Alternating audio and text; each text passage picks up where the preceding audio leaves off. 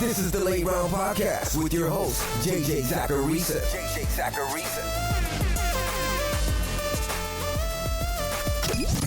What's up, everyone? It's JJ Zacharisa, the editor-in-chief at FanDuel and at NumberFire.com, and this is episode 478 of the Late Round Podcast, with many shows that are part of the FanDuel Podcast Network. Thanks for tuning in. I'll sometimes get feedback from people who ask me to do more shows around dynasty formats, and I think it's valid feedback.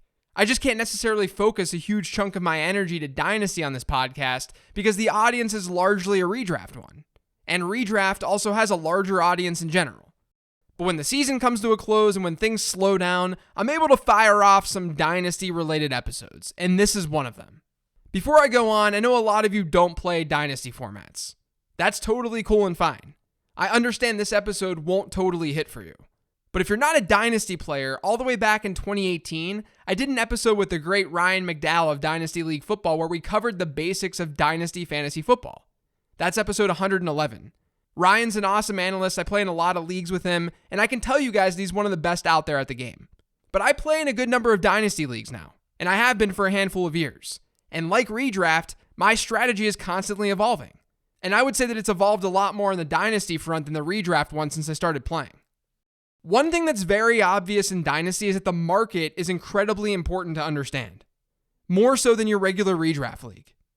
I stress understanding the market all the time on this show, but there's even more to it when we're talking dynasty. Because you're not just looking at the market and saying, this is where this player is getting drafted. You're looking at the market and you're saying, this is where the player is getting drafted, and then this is where this player is going to be drafted in the future. You have to understand appreciation. You've got to grasp how players or how positions change in value over time. Some dynasty players, they're amazing at this. To the point where it doesn't even matter if they're hitting on players at a higher rate than their competition. They just know when to buy and sell. I won't pretend that I'm that dynasty player. I'm admittedly a better redraft player than a dynasty one, but I approach both formats in a similar way, through math and logic. The thing is, when looking at how players appreciate in value, it's not just a game about how good those players necessarily are. It's not just based on whether a player is good or not. Like, of course, good players will gain value and bad ones will lose value over time. There's a little bit more to it, though, and I want to touch on that a little bit on today's show. I want to show you guys through data how rookies appreciate in value in dynasty formats. I really approach this topic with the question of what happens to rookies when looking at their value in startup drafts from year 1 to year 2. Because if they almost always gain value, then why would you not just punt for a season and get that value for your team from 1 year to the next? And anecdotally, it does seem like that generally happens. But I wanted the data to speak, not just my random experience. Now, before I dig into this data, not sure if you heard, but there's a big game happening this weekend, and FanDuel is making sure that you have a chance to celebrate with one of the biggest NFL daily fantasy contests of the year. The NFL Big Game Bowl is live on FanDuel, and for just $4.44, you have a chance to compete for your share of the $3.55 million prize pool, including a whopping $1 million first place prize. For more details, visit FanDuel.com or download the FanDuel app today. Eligibility restrictions apply. So like I said, I was curious to see what happens to a rookie's startup average draft position, his startup ADP, after his rookie season, to compare how a rookie's value changed from before year 1 to before year 2. To help me out, I utilized DynastyLeagueFootball.com's average draft position data. You guys should all check out DLF because it's a great resource and the people running it are also great people. I went through their ADP, which dates back to 2014. To me, looking at ADP at least gives us some idea of value, right? It's how people are valuing these players when they're drafting them. I then realized that I wanted to make what I was doing a little bit more consumable for you guys. So I had to cross-reference this startup ADP data with rookie draft ADP that I've compiled from MyFantasyLeague.com. So we've got Dynasty League Football startup ADP, and we've got MyFantasyLeague.com rookie draft ADP. Our rookie sample is in the My Fantasy League ADP, and I'm seeing how those rookies changed in startup ADP from year 1 to year 2. Since we're looking at data from 2014 onward, that means that there were 6 rookie drafts worth of data within our sample where we've got next season data. So 2014 through 2019 with 12 players picked per round in a 12-team league. That means that we've got 72 first-round picks and 72 second-round picks in our sample, because 6 years times 12 players per round equals 72 total picks. Now, hypothetically, we should have 72 third-round picks and 72 fourth-round picks as well. That's not the case, though. Since I'm using rookie draft data and I'm cross-referencing it to the startup data to understand how value changes, not all third and fourth round rookies actually had an average draft position in startup drafts. According to the numbers, 63 third rounders had startup value and then 41 fourth rounders had startup value. I then stopped at the fourth round because our sample would just be getting smaller and smaller as we move down rookie drafts. I'm also going to focus heavily on the higher end players for today's show. So let me recap what's going on here. It's important to wrap your head around the methodology. We've got 6 years of rookie draft ADP data that we're looking at, and we're looking at just the first 4 rounds of rookie drafts. Since not all of those rookie picks have startup ADPs to cross-reference, it's not a data set that's simply 6 years times 12 picks per round times 4 rounds. It's not 288 total rookies that we're analyzing. It's a little bit less than that at 248. These 248 rookies are our sample that we're working with. What we're trying to figure out is how did these rookies change in value from one year to the next? I'm going to start by looking at straight up round drafted. As you'd guess, round 1 rookies and rookie drafts have a higher hit rate than round 2 rookies, meaning round 1 players tend to end up being better than round 2 ones because they're better players and we're not totally horrendous at evaluating. If you look at our sample of first round players, we've got 72 of them, since every rookie that was drafted in round 1 also had startup ADP. Of those 72 rookies, about 52% of them saw their startup ADP get better from year 1 to year 2. As of right now, that 52% number, that really shouldn't mean anything to you because we're not comparing it to anything. Is 52% good or bad? We don't know. We have no idea. Meanwhile, in round 2, a solid 54 to 55% of round 2 rookies have seen their startup ADP rise from year 1 to year 2.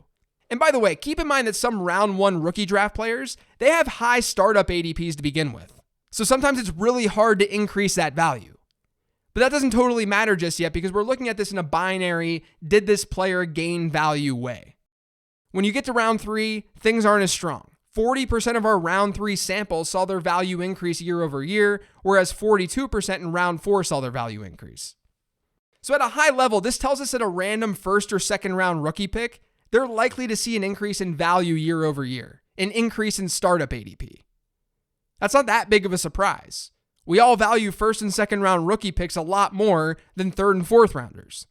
And this, along with a whole lot of other data, plays into that fact, that we care a lot more about first and second round rookie picks. Now, we can say that 54% of round 2 rookies see an increase in value from year 1 to year 2. But is that because of wide receivers in round 2, or is it because of running backs in round 2? Or does it not really matter? To help answer this, let's focus on running backs and wide receivers drafted in rounds 1 and 2 in rookie drafts. It's pretty clear that after you get out of round 2, things start to drop off.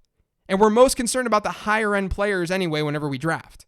Of all first round rookie draft players in our sample, 33 were running backs and 31 were wide receivers.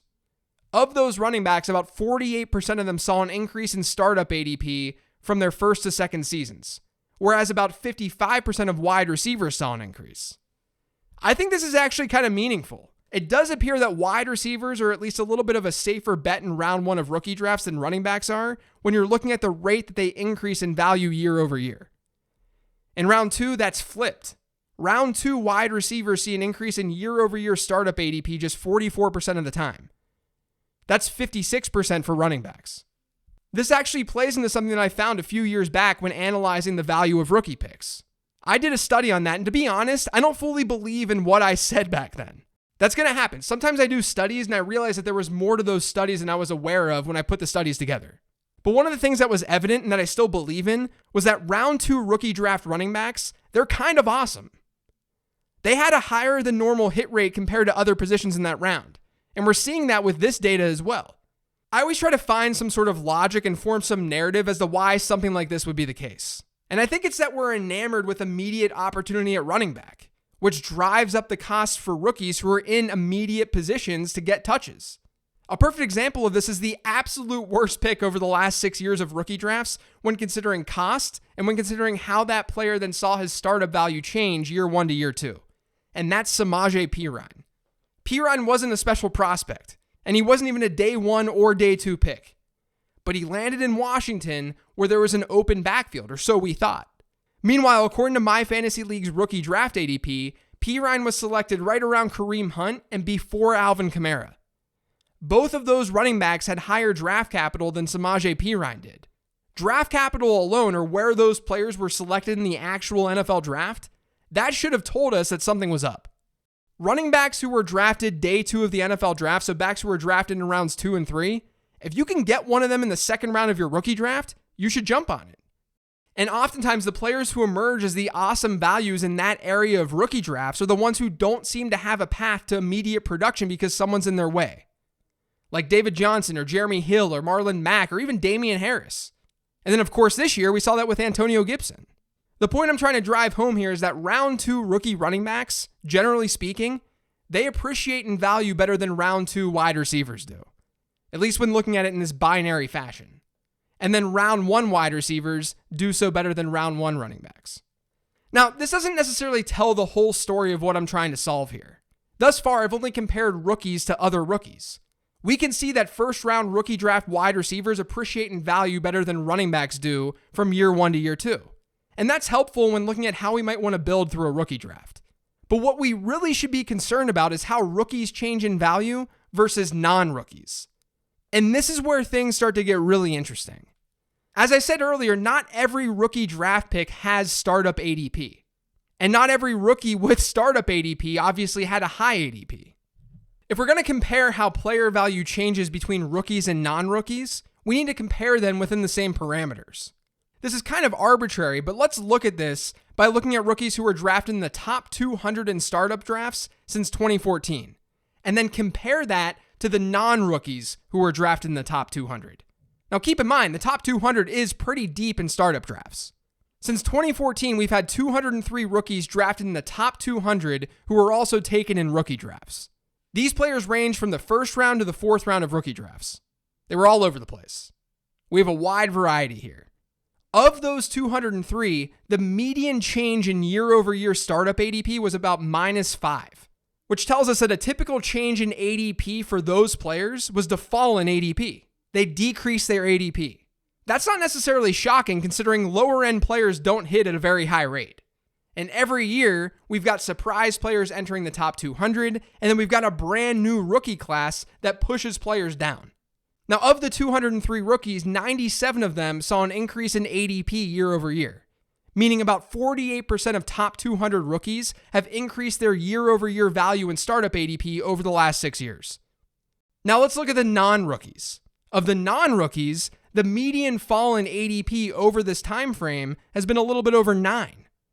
So they've fallen about 9 spots in ADP year over year. That's more than the rookies. And while 48% of the top 200 rookies have seen their value increase year over year, 41% of non-rookies have seen their value increase. That alone gives us a good understanding that these rookies are providing an increase in value at a higher rate than their counterparts. What's even more interesting is what happens with the top 100. Typically, top 100 rookies are selected in the first round of rookie drafts.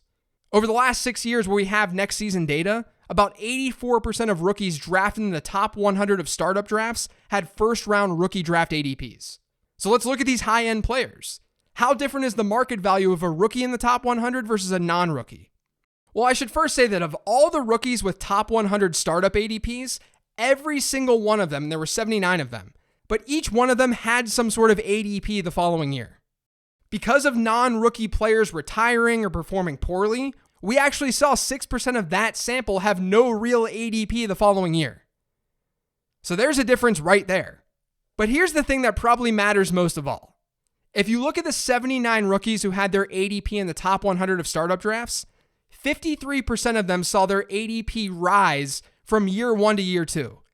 That's up from 48% when you include rookies who had startup ADPs in the 100 to 200 range. Among the non-rookies in the top 100, only 30% of them saw their ADP rise from year 1 to year 2. That's down from 41% when you include the 100 to 200 range. And if you look at the rookies who had top 100 startup ADPs and you compare those ADPs from year 1 to year 2, the median change in ADP among those players is about 5. Meaning typically a rookie who has a startup ADP in the top 100, he's typically increasing that ADP by about 5 the following year. That number was -5 when you include the top 200 players. And then if you look at top 100 players who aren't rookies, their median change is a decrease of 16 spots. Now, to be fair, you might be thinking that the non-rookies are in a slightly worse position than rookies are for a study like this. Maybe it's going to be easier for the rookies to gain an ADP only because it's very hard for players to stay high in rankings year after year after year. If Christian McCaffrey is the 101 one year, that means he has to maintain that the next year. And that's difficult to do. And you're not going to see rookies with that high of an ADP. But if you look at the players ranked 50th through 100th, you get a very similar result. Exactly 50 rookies have had startup ADPs between 50 and 100 over the last 6 years. Of those players, 56% of them had an ADP increase the following season. And then if you look at non-rookies, the rate of increase among players ranked 50th to 100th is still very low at 31%. Now you might be wondering why this is happening. And honestly, the answer is that people age, and dynasty managers don't want older players on their roster. A new rookie class comes in each year as well, and those rookie classes have added about 13 players into the top 100 per class. That's why these numbers aren't significantly higher. So let's take a step back now and think about what all of this means. I want to wrap this up and make it super actionable. When looking at how rookies appreciate within the context of rookie drafts and positions, it seems like the advantage is there for high-end wide receivers, which makes sense. We generally have higher expectations for running backs in year one than we do wide receivers. So a running back's value is more likely to be inflated when he's drafted. This doesn't mean that you should avoid first-round running backs in your rookie draft. If you need immediate production, higher-end running backs are a better bet than wide receivers. If you're rebuilding, though, then your goal is to increase your team's overall value from one year to the next. You don't care as much about immediate production. And as a result, you should probably be looking at wide receivers in that first round versus running backs. All the while, it's just generally not a good idea to put too much stock in the immediate opportunity of running backs. This was a learning from before, but it needs to be reiterated with this data. But the bigger takeaway is one that I think a lot of people understood, but maybe not to this level of detail. The data that was presented today really plays into the productive struggle strategy in startup drafts. Gobbling up rookie pick after rookie pick or rookie after rookie. Doing that in a startup will almost undoubtedly increase your team's overall value from one year to the next, unless you're working with an objectively terrible rookie class. And of course, there's more to it than just that.